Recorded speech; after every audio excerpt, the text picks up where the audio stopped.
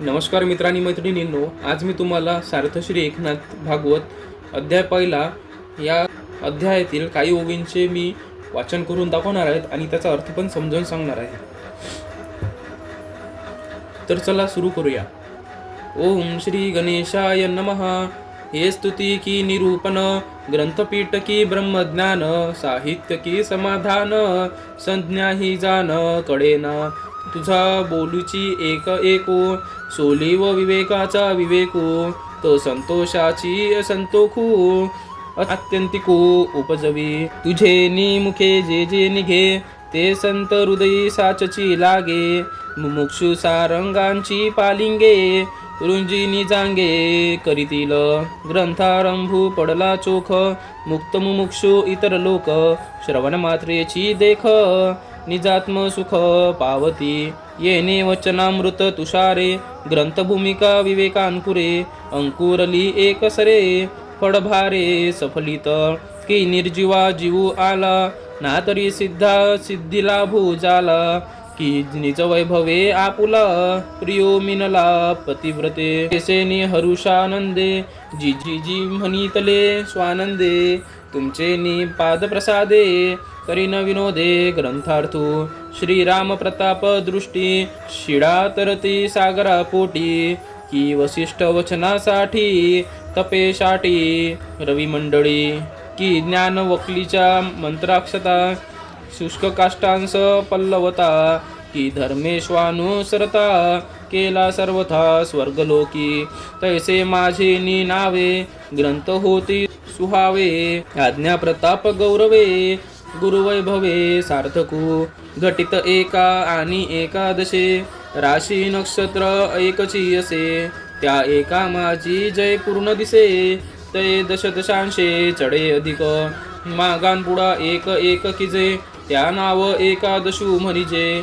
तरी एका एकपणची सहजे, आले निज ओजे ग्रंथार्थे. तेथे देखणेची करुणी देखणे, अवघेची निर्धारुनी मने. त्यावरी एका जनार्दने, टीका करणे सार्थक.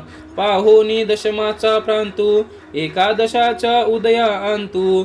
एकादशावरी जगन्नाथू, ग्रंथार्थू आरंभी. मनोनी एकादशाची टीका, एकादशी सरी एका. ते एकपणाची या सुखा, फळेल देखा एकत्वे. आंता वंदू महाकवी, व्यास वाल्मिकी भार्गवी.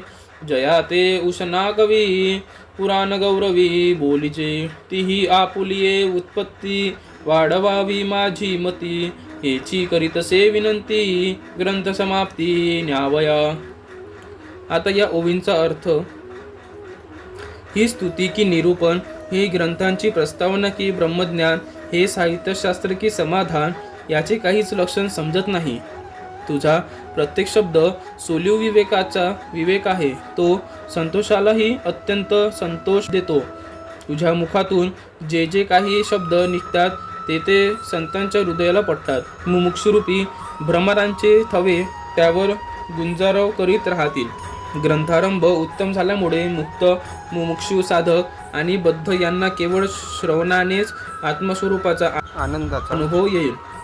या अमृतमय वचनाच्या तुषाराने ग्रंथरूपी विवेकाच्या अंकुरांनी एकसारखी भरून गेली आणि 30 फळे येऊन ती सुफलित झाली. किंवा निर्जीवाला जीव आला, सिद्धाला सिद्धी मिळाली, किंवा पतिव्रतेला वैभवासह आपला पती लाभला. त्यावर मी हर्षाने म्हटले की, स्वामी राया, ठीक आहे. तुमच्या पायाच्या कृपाप्रसादाने ग्रंथाचा अर्थ मी सहज लीलेने प्रकट करीन. सेतुबंधनाच्या वेळी श्रीरामचंद्रांच्या नुसत्या दृष्टीच्या प्रभावाने जसा समुद्रात शिडा तरल्या, किंवा वसिष्ठांच्या आज्ञेवरून सूर्यमंडळाच्या ठिकाणी छटीच प्रकाशमान झाली, किंवा याज्ञवल्क्य ऋषींच्या मंत्राक्षतांनी सुकलेल्या कष्टालाही उत्तम पल्लव फुटले, किंवा धर्मराजाचे क्षणालाही स्वर्गवासास पात्र केले, त्याप्रमाणे माझ्या नावाने ग्रंथ प्रसिद्ध होत आहे. हे गुरूंच्या आज्ञाप्रतापाचे आणि वैभवाचे द्योतक आहे. एका व एकादश यांच्या आद्याक्षरावरून घटित पाहिले असता राशी नक्षत्र एकच असते, पण त्या एकामध्ये जेव्हा पूर्ण दिसते तेव्हा त्यांची किंमत दशपटीने अधिक वाढलेली असते. एकावर एक मांडला की त्याला 11 म्हणतात. म्हणून एकालाही एकपणाने सहज ग्रंथ करण्याचे स्फुरण झाले आहे. म्हणून दृष्टीलाच दर्शनाने साधक करून मनाने सर्वांचा निश्चय करून त्यानंतर एका जनार्दनाने टीका करणे योग्य होईल. 10व्या स्कंधाचा शेवटचा भाग 11व्या स्कंधाच्या आरंभी आहे असे पाहून श्रीकृष्ण त्या एकादश स्कंधावर निरूपण करू लागले. म्हणून एखाद्या स्कंधावरची ही टीका एकादशीलाच एका म्हणजे एकनाथ करीत आहेत. त्यामुळे ती एकपणाच्या सुखाला एकत्वाने प्राप्त होईल. आता महर्षी व्यास, वाल्मिकी व शुकाचार्य यांच्या पुराणामध्ये उशना कवी असा गौरव केला आहे. त्या कवींना मी मनोभावे वंदन करीत आहे. त्यांनी आपल्या ज्ञानाने माझ्या बुद्धीची वाढ करावी व माझा ग्रंथ संपन्न करावा अशी मी त्यांना विनंती करीत आहेत. धन्यवाद.